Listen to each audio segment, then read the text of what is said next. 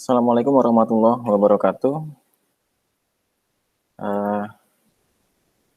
Kita masuk ke minggu yang kelima dari perkuliahan, di mana topik kita pada minggu kelima ini adalah Structured Query Language atau SQL. Nah, kita mengingat kembali, jadi selalu di slide saya sebelumnya saya tampilkan tahapan dalam database design. Jadi ada need analysis, kemudian data model. Minggu lalu kita bahas tentang skema relasional, dan di minggu ini kita masuk ke DBMS dan query.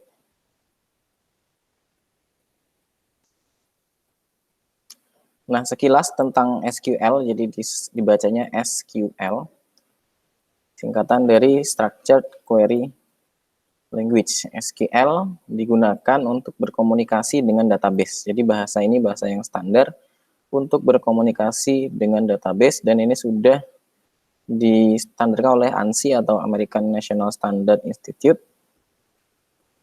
Jadi dia merupakan standar dalam mengakses database relasional, khusus database relasional.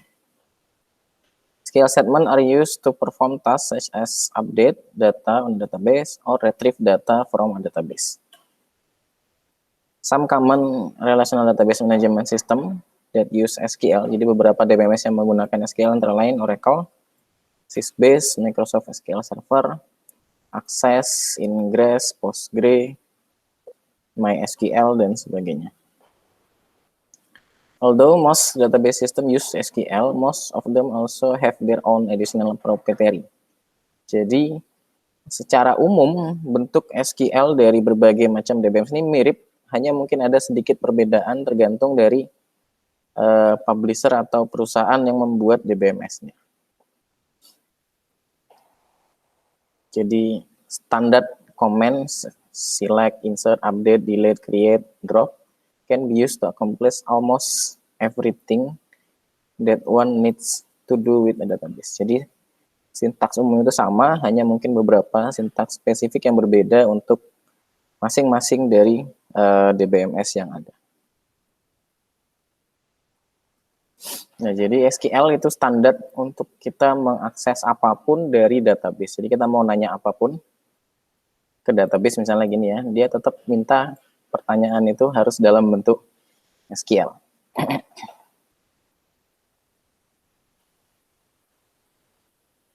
Nah, secara singkat dari SQL, saya pernah sampaikan 1970 atau 1960, Edgar F. Codd itu dari IBM, itu dia disebut sebagai Father of Relational Database. Kemudian sekitar 74 SQL mulai muncul. Kemudian 78 itu IBM itu mendevelop ide dari Pak Codd itu, dan dia membuat satu produk yang namanya sistem atau R. Nah, di tahun 86, IBM mendevelop first prototype of relational database and standardized by ANSI. Jadi dia mendevelop database atau relational database yang pertama yang pernah ada, dan dirilis oleh Relational Software. Namanya ya waktu itu entah apa, tapi sekarang itu Anda kenal dengan nama Oracle. Jadi bisa dibilang Oracle itu cikal bakal database yang paling pertama, atau database relasional yang paling pertama. Nah, SQL ini bukan barang baru ya, seperti Anda tahu, sudah ada dari tahun 86, sudah lama sekali, dan sudah banyak sekali orang yang mempelajarinya. Nah, mungkin ya kita aja yang baru kenal di kuliah ini gitu ya. Makanya tutorial pun sudah sangat banyak. Kalau Anda merasa sumber belajar yang disediakan oleh saya di perkuliahan ini itu kurang, jadi kurang detail, kurang jelas, atau Anda merasa ingin mempelajari lebih dalam, maka saya merekomendasikan beberapa tutorial gitu ya, atau ini bisa dibilang semacam course, tentunya asinkron ya, ada yang menggunakan teks, ada yang menggunakan video, untuk Anda belajar SQL. Yang pertama dari W3 School. W3 School ini tutorial yang sangat lengkap, terstruktur, dan bagus gitu ya untuk Anda mengenal satu persatu apa itu SQL. Kemudian ada sqlcourse.com. Kemudian ada juga dari Tutorials Point dan Guru 99. Yang Guru 99 ini dia ada beberapa yang dilengkapi dengan video, bisa lebih membuat Anda paham lebih mendalam tentang SQL. Nah, SQL itu secara umum dibagi menjadi 3. Jadi ada yang disebut sebagai Data Definition Language. Jadi ini mendefinisikan struktur dari database-nya. Jadi buat tabel, buat view, mengubah tabel, menghapus tabel, dan sebagainya. Kemudian ada yang namanya Data Manipulation Language. Kita bisa menambah data baru, insert, update, delete. Kemudian bisa melakukan select. Nah, select ini nanti yang conjunction-nya atau turunan-turunannya akan cukup panjang. Jadi menambah, menghapus, mengubah, atau menarik data dari database. Kemudian ada yang namanya data control language. Jadi ini lebih ke akses kontrol, user management, kemudian hak akses, dan sebagainya, password gitu ya. Nah, kita akan masuk dulu ke data definition language. Di sini ada contoh ya, sedikit contoh dari sintak-sintak dari DDL, DML, dan DCL. Jadi ada yang bilang SQL itu termasuk programming language, ada yang bilang juga enggak. Jadi ya saya enggak akan mengkategorikan apakah dia ini termasuk programming language atau enggak. Yang jelas dia punya suatu standar-standar yang perlu Anda kenali. Misalnya yang paling basic dia itu selalu diakhiri dengan titik koma, kemudian setiap parameter itu dibatasi dengan koma, ada buka kurung, tutup kurung, dan sebagainya. Nah, DDL itu contoh sintaksnya misalnya create table account. Nama atributnya, account number, tipe datanya, kemudian integrity constraint-nya. Apa itu integrity constraint? Nanti akan kita masuk ke sana. Nama-nama atribut beserta dengan tipe datanya. Kemudian contoh dari data manipulation misalnya select bintang, ambillah seluruh data dari from account dari tabel account di mana tipenya adalah checking. Kemudian DCL contohnya misalnya grant ini memberikan akses all on banking to teller identified by password. Nah, ini masih contoh saja, nanti kita akan masuk lebih dalam ke masing-masingnya. Yang pertama adalah data definition language. Data definition language ini merupakan spesifik untuk mendefinisikan skema atau struktur dari basis data Anda. Nah, apa yang dicakup dalam DDL? Yang pertama, skema for each relation. Jadi di minggu lalu Anda kenal relasi atau relation, itu adalah tabel. Hanya skema relasional. Jadi satu relasi atau satu tabel itu punya skemanya atau bentuk tabelnya nanti akan seperti apa. Tadi contohnya kan create table. Jadi Anda bisa mendefinisikan skema untuk setiap relasi itu dalam data definition language. Kemudian domain of each attribute. Ingat kembali domain, saya pernah bahas di minggu lalu, domain adalah nilai yang diperbolehkan untuk suatu atribut. Nah, nilai yang diperbolehkan ini tentu ada tipenya. Apakah dia angka, apakah dia berupa string, apakah dia berupa karakter, atau berupa tanggal, dan berbagai jenis tipe data lain, di mana setiap atribut itu punya domain yang seragam. Kemudian dalam DDL kita juga bisa mendefinisikan yang namanya integrity constraint, atau batasan-batasan yang digunakan untuk menjaga integritas data. Nah, hal lain kita juga bisa mendefinisikan indeks. Nanti indeks itu apa? Kita akan jelaskan sekilas. Kemudian security and authorization information for each relation. Itu juga definisikan, kemudian sampai ke physical storage structure.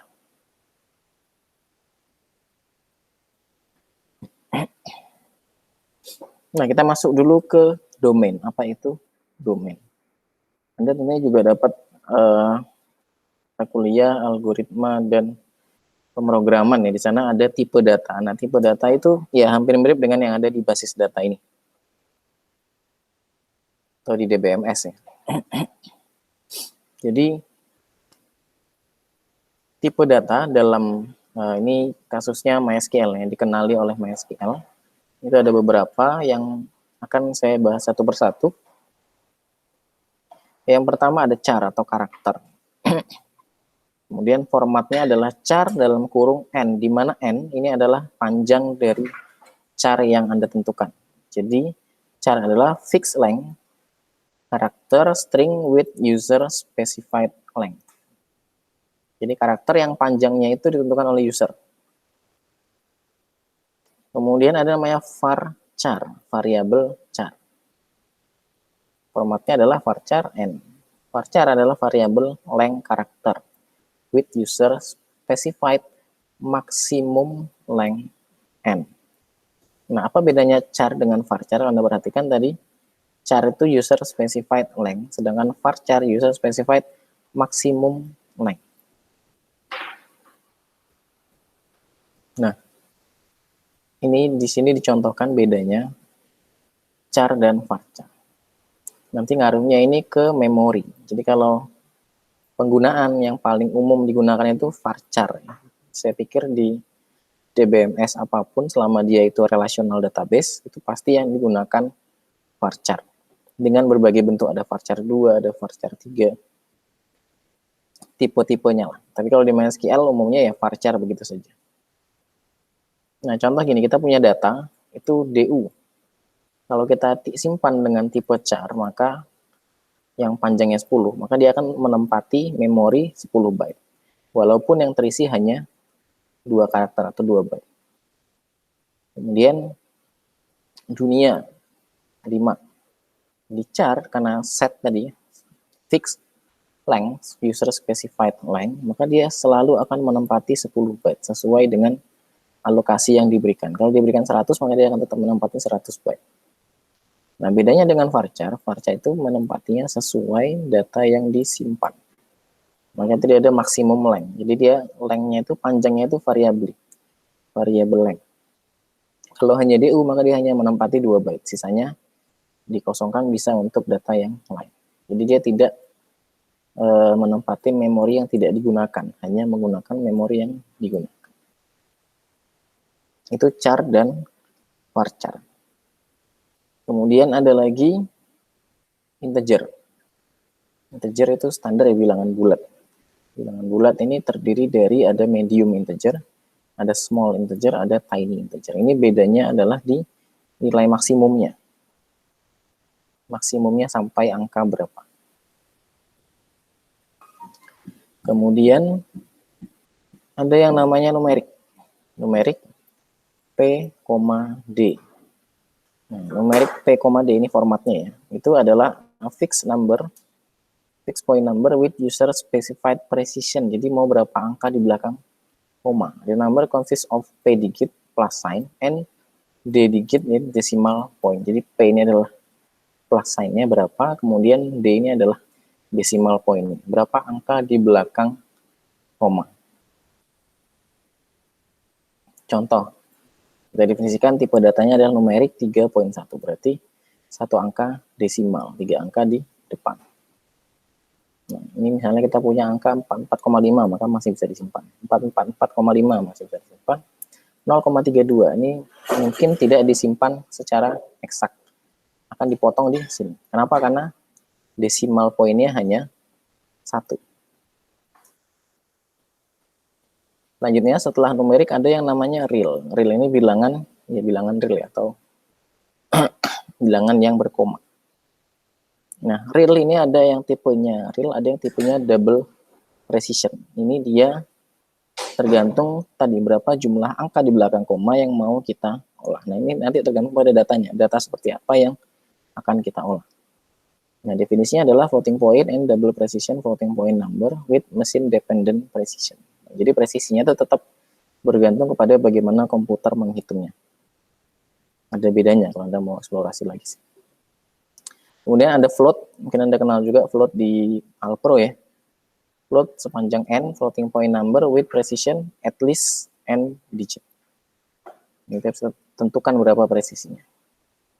Nah, kemudian ada lagi yang namanya blob. Blob ini adalah binary large object. Binary large object ini adalah variabel untuk menyimpan file. Filenya itu bisa berupa PDF, bisa berupa image, bisa berupa Word, apapun lah. Contohnya apa blob? Misalnya Anda masuk ke learning gitu ya, terus mengupload suatu tugas. Nah, itu biasanya disimpan dalam bentuk blob kalau di MySQL. Tapi memang dia menempati membutuhkan storage yang cukup besar. Nah, blob ini ada yang tiny, ada yang kecil, maksimum size-nya mungkin kecil, ada yang medium, dan ada yang long. Nah, selain itu, masih ada, jadi cukup banyak ya domain type-nya itu. Ada date, tanggal gitu ya. Tanggalnya itu formatnya year dulu, 4 digit year, kemudian month, baru day, jadi dibalik. Tahun, bulan, dan hari. Kemudian ada time. Jadi isinya adalah hour, minute, and second. Bisa juga millisecond. Nah, kemudian selain date and time, ada namanya timestamp. Timestamp ini adalah berisi data dan tanggal dan waktu, date and time. Biasanya timestamp ini digunakan untuk menandai suatu event. Contoh, di sistem Anda masuk atau Anda melakukan autentikasi, login, nah itu ditandai timestamp Anda melakukan login pada tahun sekian, tanggal sekian, bulan sekian, jam sekian, menit kesekian, detik kesekian. Nah, itu ditandai dengan timestamp. Nah, kemudian terakhir ada yang namanya null. Null ini kalau secara harfiah itu artinya kosong gitu ya, null. Karena ada null, ada nol. Kalau nol itu ada angkanya berupa angka nol di ya, angka nol yang kita kenal. Tapi kalau null itu artinya tidak ada isinya. Gampangnya gitu. Nah, null ini dibilang include in all attribute type. Artinya, kalau kita definisikan atribut itu punya suatu tipe data, selagi dia belum diisi, kan nilainya defaultnya adalah null. Nah, tapi kalau misalnya kita mendeklarasikan suatu atribut menjadi not null, jadi dia tidak boleh ada null, artinya nilainya tidak boleh dikosongkan. Oke, itu tadi adalah contoh-contoh dari domain type atau tipe data. Nah, sekarang kita masuk, coba simulasikan. Misalnya kita punya model relasional seperti ini. Anda masih ingat ya, ini kemarin model relasional. Kita punya relasi atau tabel branch, tabel customer, tabel loan, borrower, account, dan depositor dengan masing-masing atributnya. Nah, kita akan coba implementasikan atau ambil beberapa contoh ini untuk sintaks di data definition language. Nah, yang pertama, creating table. Jadi, basic dari DDL itu adalah membuat suatu tabel baru.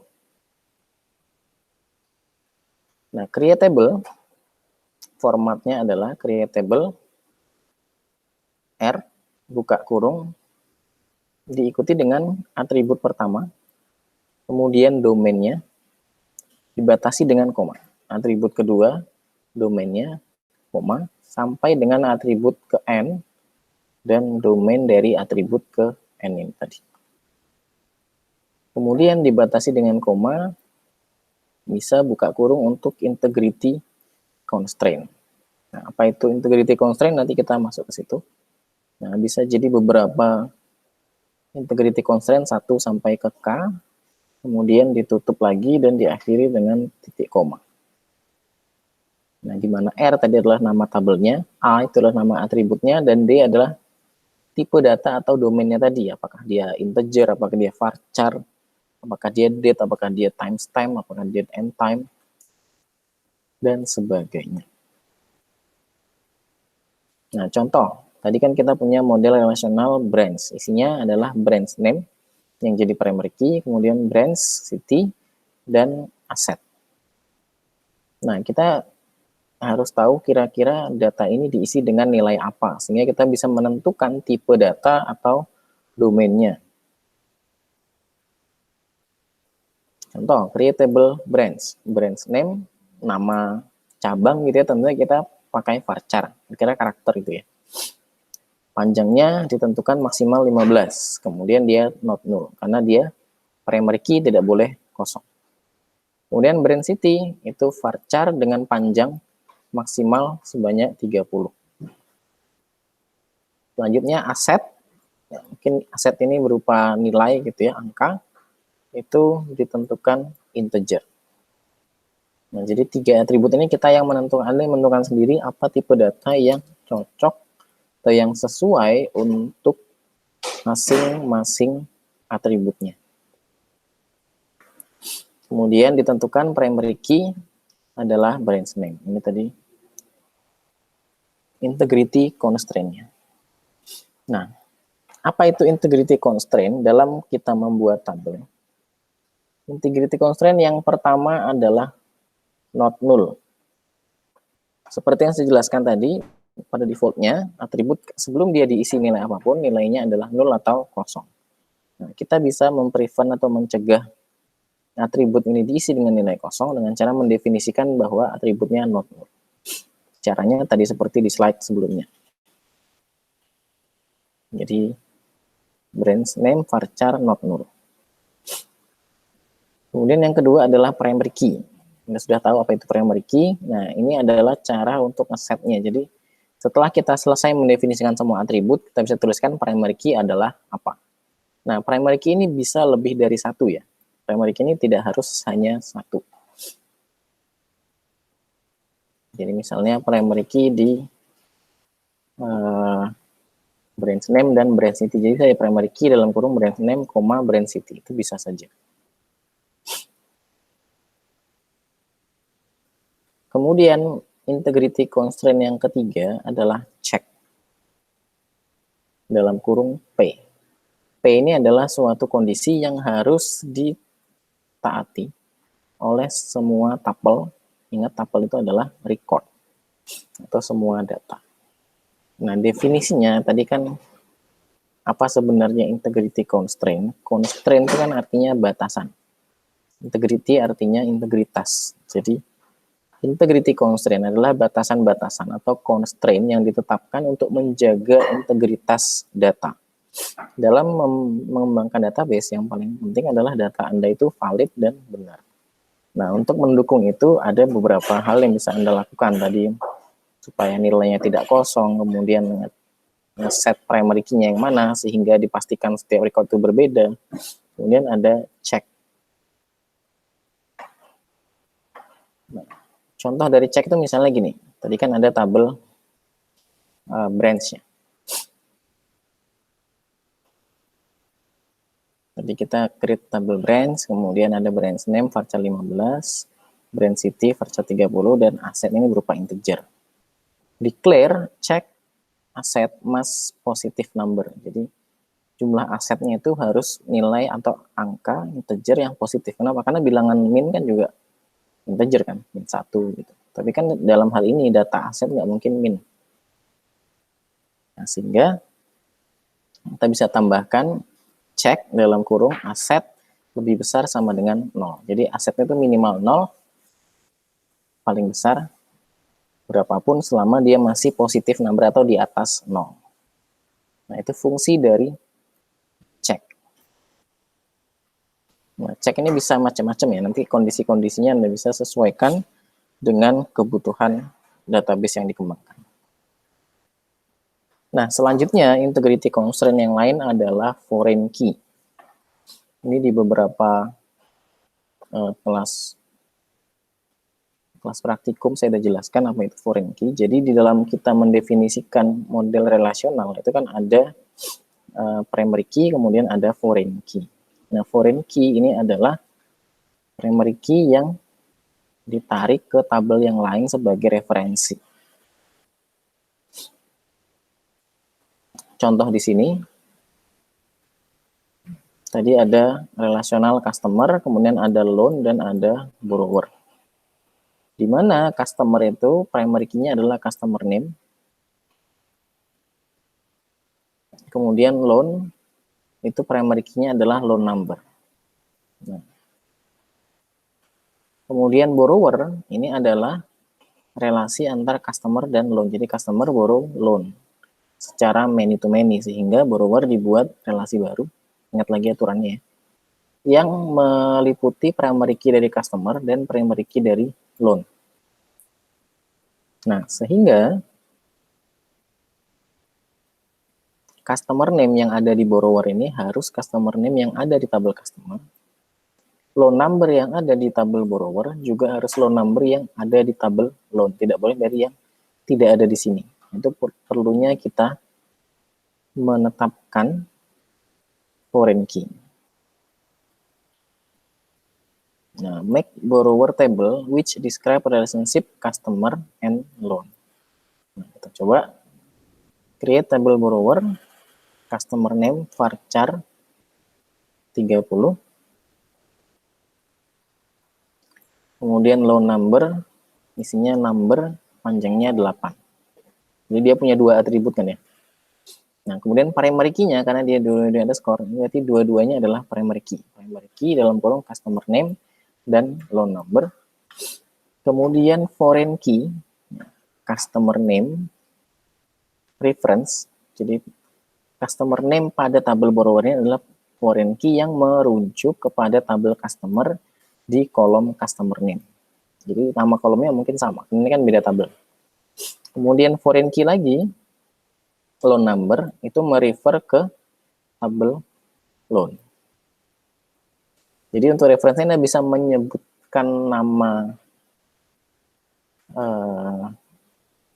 atribut yang jadi referensi atau tidak. Karena biasanya dia otomatis ngambil primary key-nya. Itu cara mendefinisikan foreign key dalam MySQL. Nah, kemudian integrity constraint selanjutnya adalah cascade.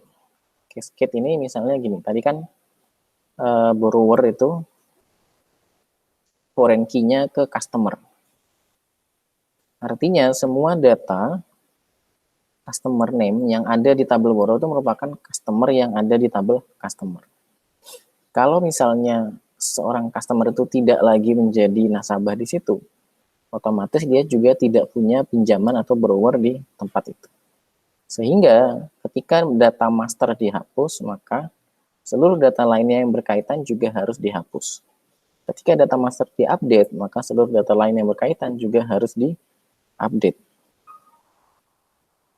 Contohnya Anda mahasiswa gitu ya, kemudian ada data master sebagai mahasiswa. Kemudian Anda tidak boleh lagi dikeluarkan misalnya. Atau mengundurkan diri, otomatis semua data terkait Anda itu perlu dihilangkan. Tidak lagi mengambil mata kuliah, tidak lagi mengajukan beasiswa dan sebagainya karena sudah tidak lagi valid sebagai mahasiswa. Nah, sehingga untuk melakukan itu kita menggunakan yang namanya cascade. Nah, cascade ini ada dua, ada cascade delete, ada cascade update. Cascade delete tadi kalau master datanya itu dihapus, maka yang lain ikut terhapus, yang refer. Kalau cascade update, kalau misalnya ada update di master table, maka yang lainnya akan ikut terupdate juga. Nah, cara mendefinisikannya gimana? Tadi sama seperti ini ya. Foreign key, reference, kemudian kita tambahkan statement on delete cascade. Kalau mau yang update, on update cascade. Nah, ini tergantung Anda mau definisikan cascade delete atau cascade update.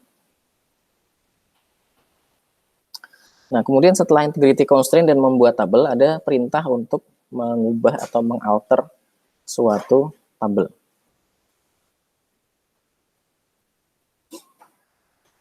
Jadi kita bisa misalnya tabelnya sudah definisikan, kemudian kita mau menambah atribut baru. Nah, kita bisa alter table R, add, tambahkan atribut dan domainnya.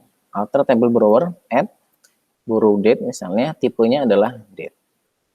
Kita juga bisa mengganti nama atribut, alter table R, change A to a new. Jadi ganti nama atributnya bisa, menghapus atribut juga bisa dengan cara seperti ini, dan menambah atau menghapus constraint. Misalnya primary key atau foreign key ditentukan belakangan juga bisa dilakukan pada alter table.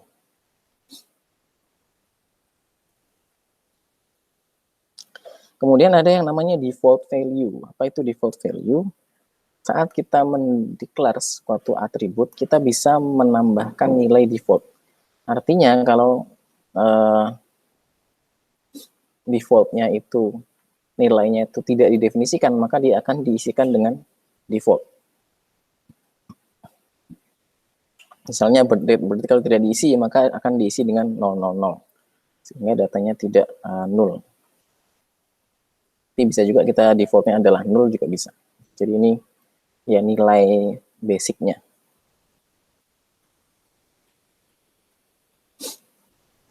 Nah, kemudian tadi di awal kita ada menyinggung tentang indeks. Jadi dalam data definition kita bisa mendefinisikan indeks. Jadi indeks bisa di-create pada suatu tabel, itu tujuannya adalah untuk mempercepat proses pencarian data dan mengefisienkan proses pencarian data.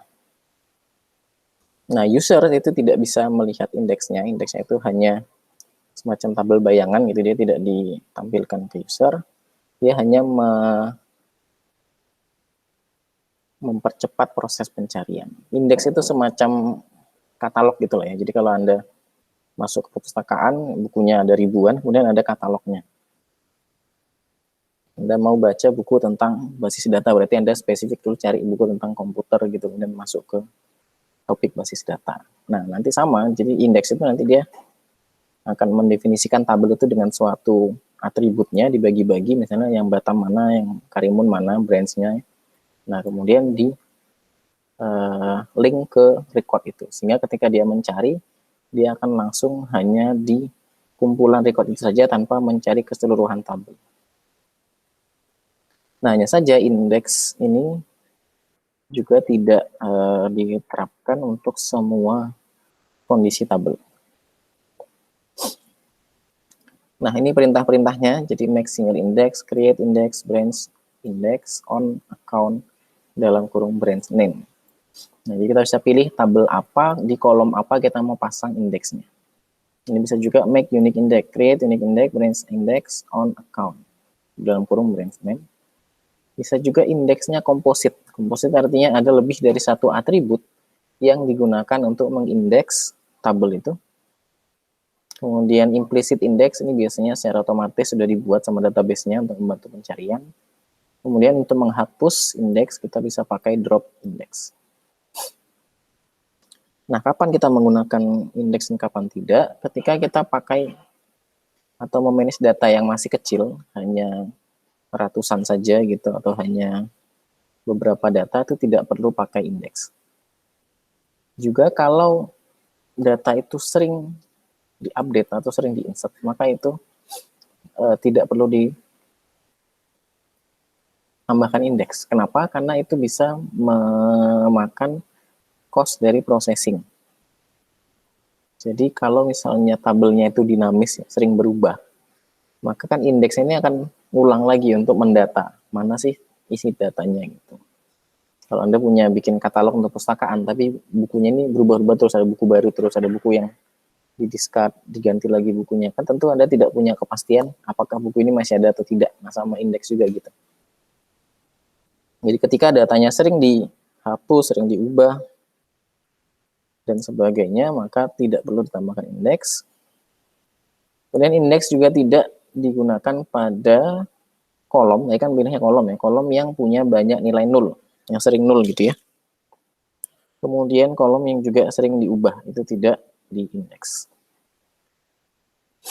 Oke, itu tadi tentang data definition language.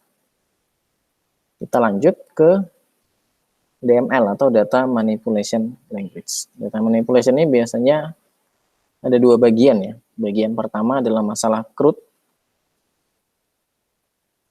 Yang bagian create, update, dan delete-nya.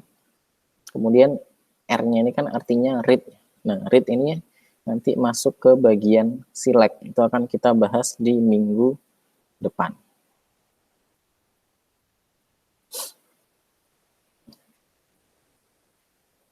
Nah, di bagian ini kita hanya akan membahas 3 hal. Yang pertama, insert. Bagaimana sih setelah tabelnya ada, kita menambahkan datanya. Kemudian delete, bagaimana kita menghapus suatu data, dan update. Oke, insert. Jadi insert itu format dasarnya adalah insert into R, dalam kurung, atribut, nama-nama atributnya, kemudian value, buka kurung, nilai yang ingin diisikan ke setiap atribut itu dengan urutan yang sama. V1 untuk A1, Vn untuk A ke N. Add tuple with value VI for atribut AI for I sama dengan 1 sampai N. Yang jelas atributnya Anda sebutin apa saja, kemudian isinya apa saja secara berurutan.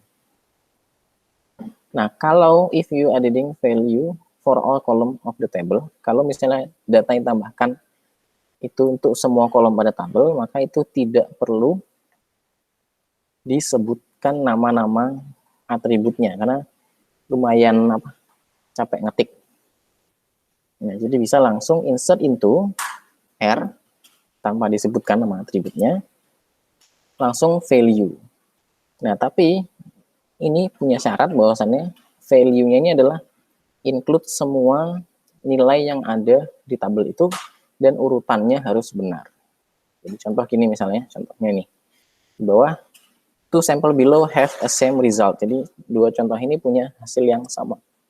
Insert into account, dalam kurung branch name, balance, dan account number. 3 kolom itu, value, pairage ini berarti branch name-nya, kemudian 1200 ini adalah balance-nya, dan A9732 adalah account number-nya. Nah, kalau misalnya Anda menspesifikkan apa nama kolom dan value-nya, maka perlu dituliskan satu persatu. Nah, tapi bisa juga langsung insert into account value ini. Nah, yang penting adalah urutan dari nilainya ini sesuai dengan urutan yang ada di tabel Anda. Jadi pada saat Anda create dengan create table, nah apa yang duluan? Itu yang harus didahulukan di value-nya. Contoh lain, insert into account, branch name, account number, value, pairage, A9732. Atau bisa juga insert into account, branch name, account number, balance, tapi balance-nya kita isikan 0. Nah, ini akan menghasilkan hal yang sama. Kalau kita tidak isi suatu kolom, kita tinggalkan gitu, maka otomatis tadi dia diisikan dengan 0. Kecuali ada integrity constraint yang melarang itu. Jadi misalnya di set bahwasannya dia not null, maka operasinya akan digagalkan oleh DBMS.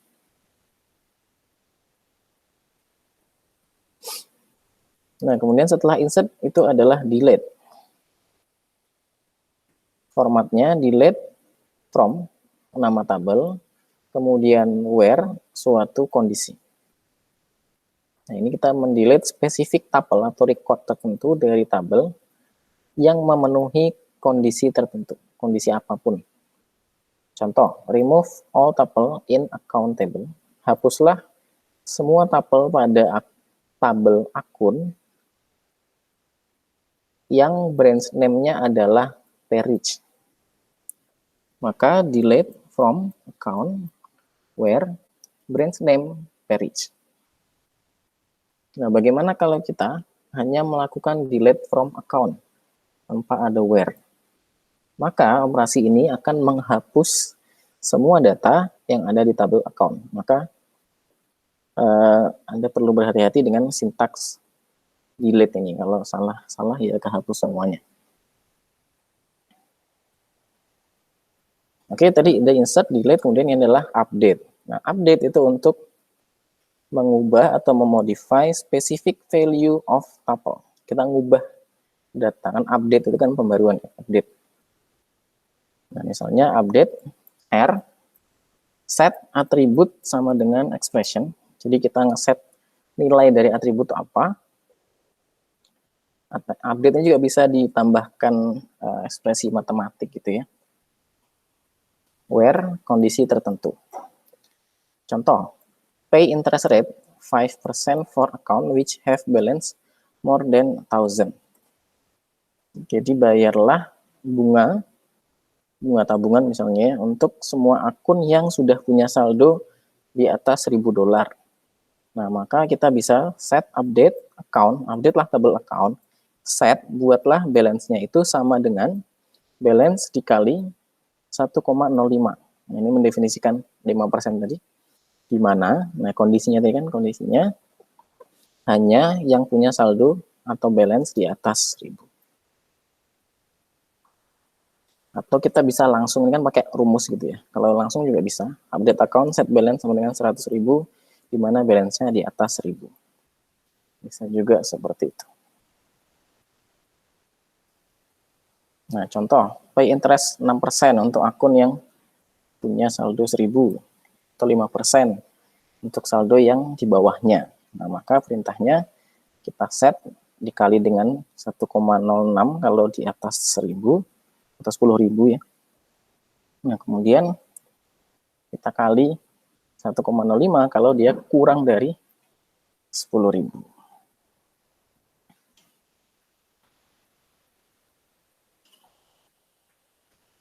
Nah, kita juga bisa menggunakan case, tapi ya ini mungkin lebih kepada kebutuhan khusus lah ya, kalau Anda perlu mengupdate data dengan kebutuhan tertentu.